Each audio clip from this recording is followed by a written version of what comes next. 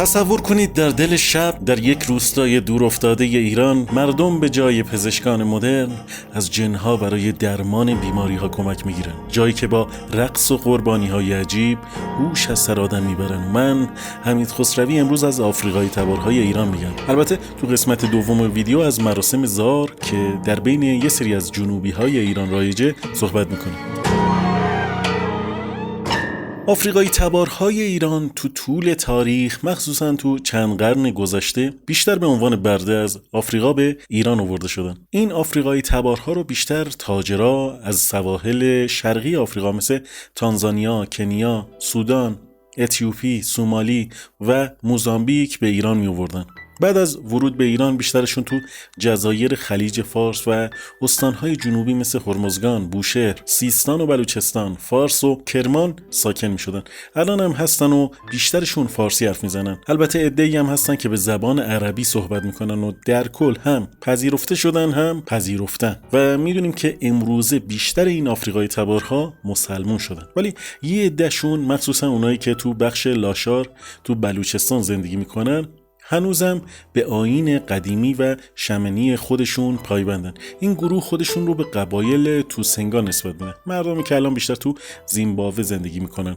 میدونیم که بردهداری یکی از زشترین و شنیع‌ترین بخش‌های تاریخ بشریته که قدمتش هم کم نیست. از قدیم مثل تمدن‌های سومر، اکد، بابل، آشور و کلون تو میانرودان یا توی تمدن‌های مصر، از این ور چین و هند بردهداری وجود داشته. اما توی یونان باستان و روم بردهداری کلاسیک پا میگیره.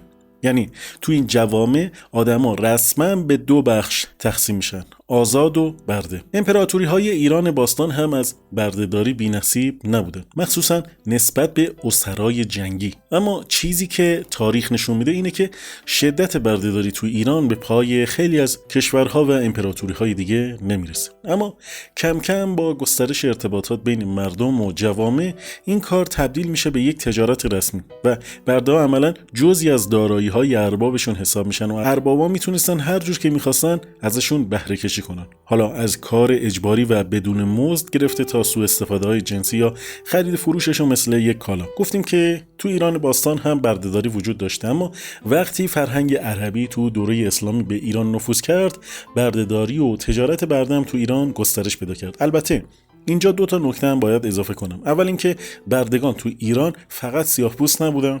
سفیدپوست‌ها از مناطقی مثل قفقاز و کشورهایی مثل گرجستان، چرکس و ارمنستان طی سالهای مختلف به ایران آورده می‌شدن. مثلا تو دوره صفویان قبلا گفتیم خیلی از این برده‌ها رو به ایران می‌آوردن و تو خیلی از کارها مشغول به کار می‌شدن. حتی خیلیشون به مناصب دولتی و کشوری و لشکری هم می‌رسیدن. دومین موضوع اینه که همه سیاه‌پوستان ایران از نسل بردگان نیستن. بعضی از اینا صنعتگران و کارگران ماهری بودن که به دنبال فرصت‌های شغلی بهتر به ویژه تو زمینه‌هایی مثل نجاری، کشتیسازی، صیادی و ملوانی به ایران مهاجرت کردند. اما میرسیم به سال 1848 و اولین قانون ضد بردهداری در ایران.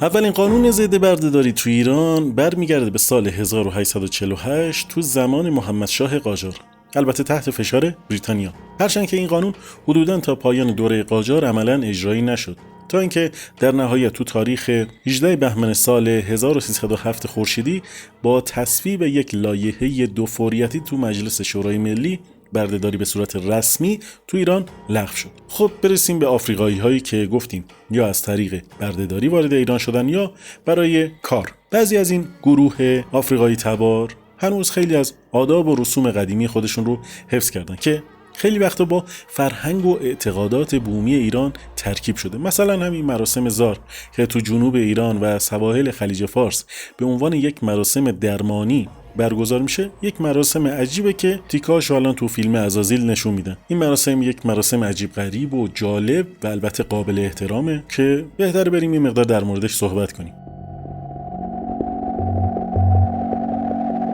مراسم زار یک رسم قدیمی مردم قشم و جنوب کشور که بیشتر تو شهرهای ساحلی و مرزی انجام میشه.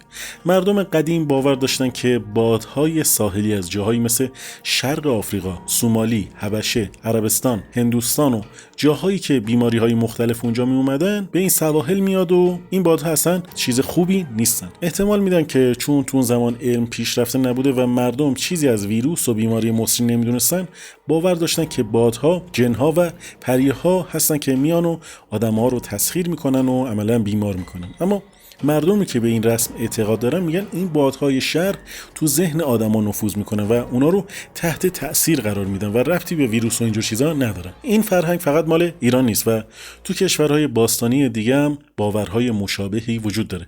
بعضی تاریخ‌دانا و دانشمندان معتقدن که تاجران و همراهاشون که به جنوب کشور تجارت میکردن این حرفا رو میزدن و این فرهنگ رو به جنوب ایران آوردن. کلمه زار یعنی خسته یا مریض، ولی تو فرهنگ مردم جنوب وقتی از زار حرف میزنن منظورشون بیشتر همون باد بدیومن و شر که جن و پری هم با خودش میاره. مراسم زار بیشتر تو مناطق بلوچستان، بوشهر، خوزستان، هرمزگان و جزیره قشم برگزار میشه. باورشون اینه که باد زار یه بادیه که از دریا میاد و به شهرها میرسه. پس همه شهرهایی که مراسم زار توشون اجرا میشه شهرهای نزدیک به ساحل هستن. مراسم زار وقتی برگزار میشه که مامازار یا بابازار مطمئن بشن که یک نفر تسخیر شده یا گرفتار جنه. وقتی اینو میفهمن مامازار یا بابازار بسته به جنسیت فرد میاد خونه شخص تا عملیات جنگیری رو شروع کنه. وقتی مامازار یا بابازار به خونه فرد مبتلا میره مراسم زار شروع میشه. اول باید بدن بیمار کاملا شسته و تمیز بشه، بعدش فرد باید بره تو یک اتاق خالی و یه جورایی قرنطینه بشه. دلیل قرنطینه اینه که فرد نباید در این مدت جنس مخالف خودش رو ببینه و همچنین حیواناتی مثل سگ و مرغ هم نباید تو این فضا باشن. قرنطینه مراسم زار حدود 7 روز طول میکشه و تو این مدت بابازار یا مامازار همیشه کنار فرد مبتلا هستن. تو این 7 شب بابازار یا مامازار مسئول مالیدن داروهای گیاهی به بدن فرد. این داروها شامل زعفران، هل، جوز، ریحان، گلاب و یه سری داروهای دیگه است. بعد از گذشت 7 روز قرنطینه مرحله نهایی مراسم زار شروع میشه. تو این مرحله خاک 7 راه رو با همون داروی قبلی ترکیب میکنن و به بدن فرد مبتلا میزنن. بعدش بیمار دراز میکشه و انگشتای شست پای اون رو با موی بز میبندن. توی مرحله بعد روغن ماهی و دود موی بز رو زیر بینی بیمار میبرن تا اون بو رو استشمام کنه. بعد از انجام این کارها مراسم اصلی توسط بابا یا مامازار شروع میشه. مسئول کنار بیمار میشینه و با خیزران به بدنش ضربه میزنه تا جن از بدن فرد بیرون بیاد. به باور مردم جن یا همون باد زار توی این مرحله از بدن خارج میشه. البته باد سرد هنوز هست و باید بعدش رقص برگزار بشه تا این سرما هم کلن از بدن بیاد بیرون. برای این کار از شب قبل همسایه ها رو مخصوصا دخترهای جوان رو دعوت میکنن، سفره‌های نظری و قربانی میچینن و بعد با موسیقی و شعرهای مختلف این مراسم رو برگزار میکنن. سفره مراسم زار یه سفره خاصه که باید مواد ویژه‌ای هم روش باشه. تو این سفره برای دفع جنها یا بادهای زاری گیاهان معطر میذارن. توی مراسم زار یک بز رو قربانی میکنن و گوشت و خونش رو روی سفره میذارن. کسی که میخواد پاک بشه باید حتما خون این بز رو بنوشه تا از بیماری ها یا جن هایی که بهش تسلط داشتن خلاص بشه. قبل از شروع مراسم زار و رقص برای دفع باد سرد مهمونا باید کفشاشون رو در بیارن و بیرون از مجلس بذارن. اگه چیزی خورده باشن نباید ظرفش رو زمین بذارن، باید بذارن میزبان ظرف رو ازشون بگیره. مراسم معمولا تو فضای باز مثل ایوان یا حیاط خونه ها برگزار میشه و همه دایره وار میشینن تا بابازار یا مامازار مراسم رو انجام بدن. معمولا تو این مراسم هیچ کس نباید حرف بزنه. اگر هم کسی میخواد حرف بزنه باید در گوشی حرف بزنه.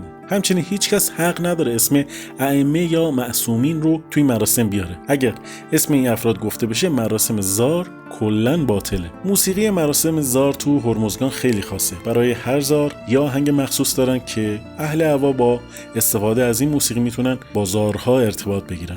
مردم جنوب ایران مخصوصا هرمزگان و قشم به زارها و مراسمش اعتقاد دارن و براشون واقعیه. البته در بینشون هستن کسایی که میگن تخیلات و توهماته. در آخر اگر از بین مخاطبین عزیز کسی توی مراسم شرکت کرده یا اطلاعاتی در موردش داره، حتما تو قسمت کامنت ها پیام بذاره و یک نمای کلی یا حالا اگه وقت داشت جزئی تر در مورد این مراسم بده. اگر اشتباهی کردم حتما اصلاح کنه. من سعی میکنم که کامنت رو پین کنم که دیگران هم استفاده کنن.